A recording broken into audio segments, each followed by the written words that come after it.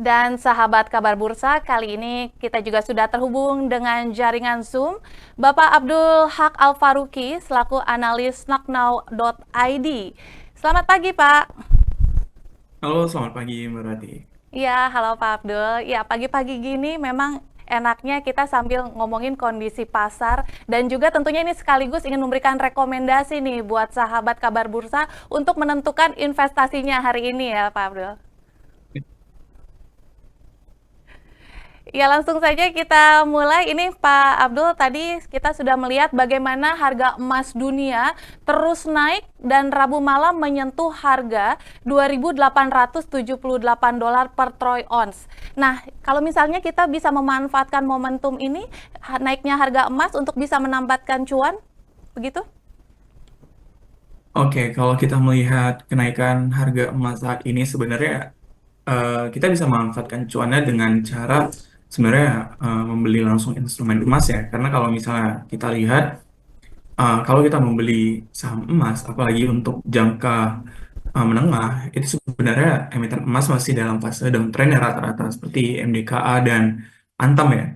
Nah, tapi untuk teman-teman yang mungkin lebih suka high risk seperti itu teman-teman bisa memanfaatkan momentum saja ya. Di sini saya disclaimer bahwasannya teman-teman investor bisa memanfaatkan momentum saja seperti memang teman-teman trading atau swing trade di emiten-emiten emas seperti misalnya Antam, MDKA, kalau ada BRMS hingga PSAB itu teman-teman bisa manfaatkan momentum ya. Tapi teman-teman juga ingat bahwasannya saat ini IHSG dalam keadaan sideways ya, cenderung memang dalam fase downtrend ya. Dan tentunya ketika IHSG berada dalam fase sideways, teman-teman harus cermat nih untuk melihat bagaimana pergerakan IHSG, apakah rebound di area supportnya, atau mungkin nanti teman-teman malah beli di area resisten nanti saham-saham emasnya. Dan tentunya ini dapat menjadi sebuah kekhawatiran bagi teman-teman semuanya untuk bisa berhati-hati atau cermat dalam menempatkan modal teman-teman di emiten emas untuk mengambil cuan ketika memang momentum emas saat ini lagi sedang tren bullishnya atau bahkan menyentuh all time high-nya. Sehingga itu yang perlu dicermati oleh teman-teman investor melihat bahwasannya momentum emas ini bisa dimanfaatkan untuk menjadi ladang cuan baru seperti itu. Ya, berarti ini kita bisa memanfaatkan momentum saat ini untuk lahan cuan baru, tapi memang ada beberapa hal yang harus dicermati seperti itu. Nah, lantas apa saja sentimen yang sebenarnya bisa mendorong saham-saham emas ini bisa meroket? Atau mungkin malah sebaliknya nih, Pak Abdul, apa saja sentimen yang bisa menyebabkan saham emas justru turun? Oke, kalau dilihat dari pergerakan emas saat ini ya, pergerakan emas saat ini mengalami tren bullish dalam jangka pendek hingga jangka panjangnya. Dan untuk jangka pendek kita fokus sejak bulan Januari 2025 itu sentimen yang mendongkrak kenaikan harga emas tentunya berasal dari Amerika Serikat yang mana kita ketahui kekhawatiran para investor terhadap perang dagang Amerika Serikat serta memang China yang mana Amerika Serikat mengenakan tarif tambahan 10% kepada China sehingga China saat ini sudah dikenakan tarif itu totalnya dari angka 20 hingga 35%. Itu jika kita mengulas ke tahun 2018 itu juga Trump telah mengenakan tarif untuk barang-barang dari China dengan harga tertentu. Dan saat ini China juga membalas dengan mengenakan tarif impor terhadap produk Amerika Serikat yang masuk ke dalam China untuk kendaraan listrik dan lain-lainnya itu mulai dari angka 15%. Sehingga ini menjadi sebuah kekhawatiran global yang mana ketika investor khawatir terhadap perekonomian atau gejolak ekonomi yang timbul di secara global, tentunya aset safe haven seperti dolar dan emas akan menjadi pilihan yang sangat konservatif untuk investor bisa menempatkan modalnya. Dan tentunya pergerakan harga emas ini juga didukung oleh sentimen bahwasannya memang data-data ekonomi di Amerika Serikat masih sangat baik. Itu tercermin dari bagaimana memang ADP employment change-nya Amerika Serikat itu di bulan Januari masih surplus ya atau tumbuh di angka 183.000 dari sebelumnya di 170 ribuan di bulan Desember. Sehingga hal ini akan memicu terjadinya potensi kenaikan inflasi di Amerika Serikat yang mana kita ketahui inflasi di Amerika Serikat saat ini di angka 2,9%, di mana di bulan sebelumnya, di bulan Desember itu di angka 2,7%. Sehingga dengan adanya potensi inflasi akan mengalami kenaikan dengan tenaga kerja yang juga cukup baik di Amerika Serikat, hal ini tentunya akan menjadi kekhawatiran The Fed di bulan Maret nanti akan menahan suku bunga atau bahkan di tahun 2025 ini akan tetap menahan atau menaikkan suku bunganya, bukan malah memangkas suku bunga. Sehingga itu menjadi kekhawatiran para investor mengapa harga emas mengalami kenaikan saat ini. Iya, itu merupakan catatan bagaimana perang dagang yang saat ini memang cukup panas begitu ya, bisa menimbulkan kekhawatiran dari investor secara global begitu. Nah, lantas saham-saham apa saja yang mungkin bisa direkomendasikan, yang bisa kita ambil, yang mungkin berpotensial bullish karena sentimen kenaikan harga emas ini?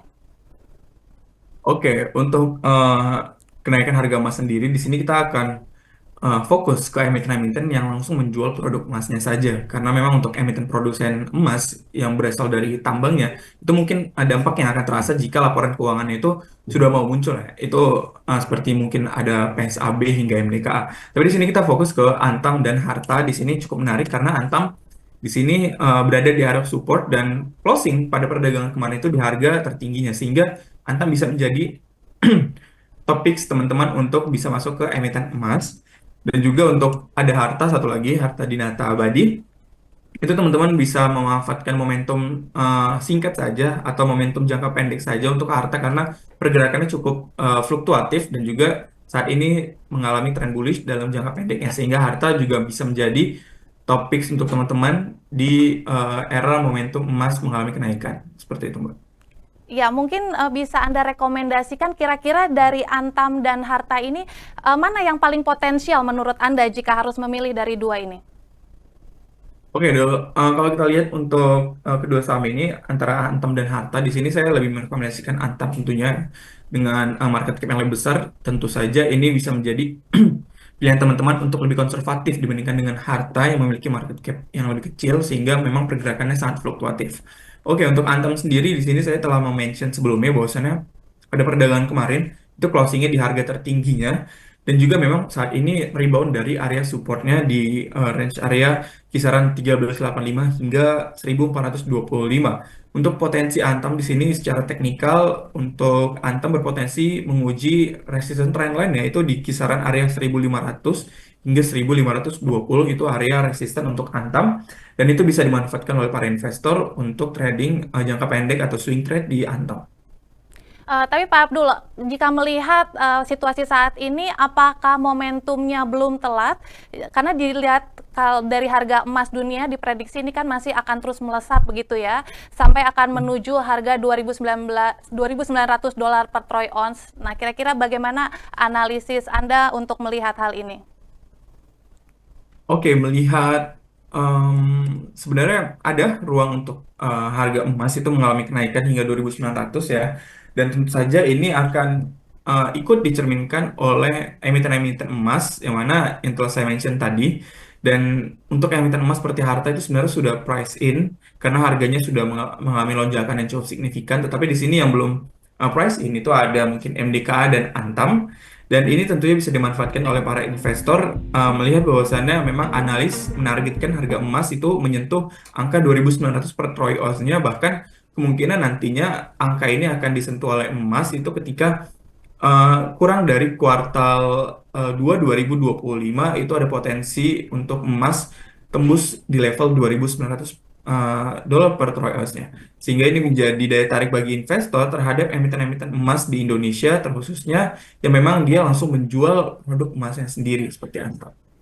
Nah, jika melihat situasi seperti ini, kira-kira lebih menarik mana nih menurut Anda? Investasi di emas fisik kah atau emas saham? Oke, mungkin untuk teman-teman yang memiliki em, profil risiko ya, itu moderat gitu kan, moderat hingga konservatif. Itu teman-teman bisa masuk ke emas saja rekomendasi saya, karena memang untuk pergerakan harga emas tidak tidak sefluktuatif atau tidak seliar dari pergerakan harga saham. Itu bisa dilihat dari bagaimana pergerakan harga emas, ya palingan kalau misalnya emas itu drop itu kemungkinan hanya 1 hingga 2% saja. Tapi kalau misalnya emiten dalam bentuk saham ya itu saham-saham emas seperti Antam, PSAB, MDKA itu bisa lebih dari angka yang telah saya mention tadi. Sehingga ini bisa menjadi pilihan bagi para investor tergantung dengan profil risikonya masing-masing. Tapi di sini saya merekomendasikan untuk teman-teman bisa untuk optimis terhadap emiten emas karena saat ini emiten emas sedang diburu para investor, bahkan top buyer asing pada perdagangan kemarin itu ada di emiten BRMS, sehingga memang yang kita ketahui BRMS merupakan emiten mineral yang terkhususnya juga memproduksi atau menambang emas, dan ini bisa menjadi salah satu katalis tambahan positif untuk emiten emas lainnya, sehingga memang investor bisa memilih emiten emas atau saham-saham emas itu untuk menjadi pilihan trading teman-teman dibandingkan dengan emas secara fisiknya langsung seperti itu, Mbak. Ya Pak Abdul, kalau misalnya kita menilik lagi nih situasi ekonomi dunia yang saat ini memang lagi dalam kondisi perang dagang seperti itu, kira-kira saran Anda untuk investor dan trader ini seperti apa? Karena IHSG juga ini kan dekat sekali dengan level 7.000 ya. Apakah sebaiknya menunggu turun lagi baru entry atau mungkin bisa cicil-cicil dikit ini? Oke, kalau melihat pergerakan market saham di Indonesia saat ini memang dalam keadaan fase downtrend ya, tentu saja ini mencerminkan IHSG di kala tahun 2018 ketika memang saat itu hal yang sama terjadi seperti tahun ini, yaitu perang dagang Amerika Serikat, yang mana itu dimulai oleh Amerika Serikat mengenakan tarif impor seperti saya mention di awal itu sebesar 15 hingga 20% di tahun 2018. Itu juga menyebabkan IHSG mengalami penurunan seperti saat ini, dan kemungkinan besar IHSG akan sideways di tahun 2025 jika perang dagang akan berlanjut. Dan kemungkinan untuk rebound IHSG itu ada di 2026 hingga seterusnya. Dan sebenarnya untuk saham-saham yang bisa teman-teman cermati saat ini adalah teman-teman bisa fokus ke emiten-emiten perbankan ya. Seperti memang di sini saya bisa mention bahwasannya ada BBCA, BMRI yang saat ini sudah berada di area support. Itu teman-teman bisa buy on support untuk bisa mengambil cuan untuk jangka menengah saja atau jangka pendek. Kenapa? Karena memang sesuai prediksi saya, di sini IHSG saya proyeksikan untuk bergerak sideways selama tahun 2025, sehingga untuk teman-teman itu jika hold jangka panjang itu teman-teman akan hanya saja akan mendapatkan potensi keuntungan yang kecil jika teman-teman hold dalam jangka panjang dalam keadaan IHSG sideways. Sehingga untuk teman-teman saat ini bisa buy on support and sell on resistance. Itu untuk rekomendasi saya terhadap saham-saham untuk tahun 2025. Baik, terima kasih sekali Pak Abdul untuk analisis dan rekomendasinya. Dan demikian perbincangan kami sahabat kabar bursa bersama Abdul Haq Al Faruqi selaku analis dari stocknow.id.